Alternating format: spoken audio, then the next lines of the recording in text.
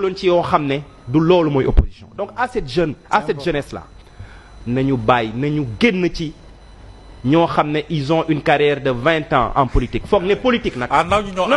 non ça moom je vous le conseille. voilà donc à ces jeunes là qui sont dans l'opposition émancipez-vous. président assemblée jeune maintenant proposer des idées jël leen parti yi ngeen di nekk. ñoom ñoo yor affaire yi. ces partis classiques là duñu leen yóbbu fenn. ces jeunes là qui ont de l'ambition qui ont des idées et qui sont pas d'accord avec nous qui pensent qu'ils peuvent proposer autrement. émancipez-vous. proposer na ay mais bu leen topp ñi parce que ñii seen ay jëmmu bopp rek leen fi intéressé. assemblée nga nekk député ñu jël la nga war a teewal askan wi. représenter le peuple. nga ne non doo dem parce que waa ji bu ñëwee question d'actualité alors que yow yaa fi toogoon ne waa ji ñemewul taxaw wax ak député yi. mais xam nga. le président Ousmane Sonko mais am na ay temps il était esseulé dans l'assemblée.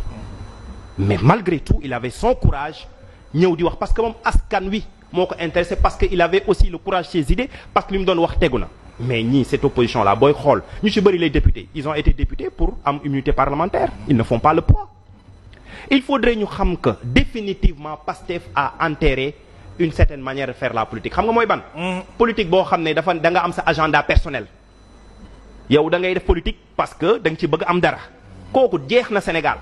donc j'invite en tout cas je parle à la jeunesse parce que pas yenn yi ñu yàgg quand je dis pas c'est pas par l'âge mais ñoo xam dañoo waaw yàgg nañu fii voilà ñu jàpp ne politique affaire de teg deal la affaire de jaay boy town waaw boy town c'est pas péjoratif mais affaire de schéma la kooku c'est révolu dem leen uti xam-xam quand je dis uti xam-xam proposer ñu quelque chose maintenant en parlant de leadership et aujourd'hui après ci dialogue bi maintenant nous saluons l'attitude du président Ousmane Sonko un premier ministre doit être comme ça xam nga premier ministre hein, c'est pas un président c'est le président de mon parti ouais, mais moi je l'appelle président nous saluons l'attitude du président Ousmane Sonko son attitude c'est par rapport à son poste de premier ministre d'aller devant l'Assemblée nationale voilà là c'est le premier ministre et de défendre son gouvernement et de répondre aux questions des députés. Qui le président? waaw grand bàyyi ma eggali. non le président qui est parti à l'Assemblée. xam nga le président après bëgguma mu tàgg la waaw xam nga président Bassirou Diomaye Faye daf ñu jox benn leçon de leadership bu am solo.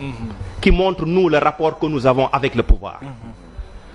xam nga Sénégal ñaare président yi c'était avec le président Macky Sall.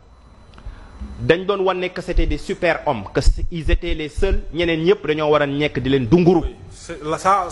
loolu dafa yàgg am Sénégal. mais le président Bassirou mu ñëw ne leen écoutez moi je veux des DG forts des ministres forts un premier ministre super fort. kooku xoolal j'ai fait un post sur LinkedIn qui a été repris par beaucoup de non-sénégalais qui ont loolu dafa leen ne c'est-à-dire dafa nekk une source d'inspiration pour ñoom. pour wane que ñun le rapport que nous avons avec le pouvoir le président. waru fi nekk di bumi dafa am ñoo xam ne sénégalais dañ leen fay les DG les ministres ak le premier ministre mais sénégalais ñoo leen di fay on doit pas les payer à ne rien faire ñoom dañoo war a redevable qu'est-ce que c'est un DG fort un DG fort nit nag un DG fort c'est un DG il est comment qui assume son rôle DG non defal nank je te réponds DG fort mooy bu ñu ko denkee liggéey mu koy def du problème bu ñëw nga ne man de mënuma ci dara demal seeti ministre bi wala boog demee ci premier ministre mais dañ ko jox liggéey jox ko autorité pour mu mën a agir donc le président de la République aujourd'hui dafa joxe benn leçon de leadership wan ne que moom dafa bëgg ay nit yoo xam ne bu leen dénkee ils auront la possibilité de prendre des décisions pour pouvoir régler le problème maintenant nag fi may daanalee et c'est important et je reviens par rapport à Ouattara ak Ousmane Sonko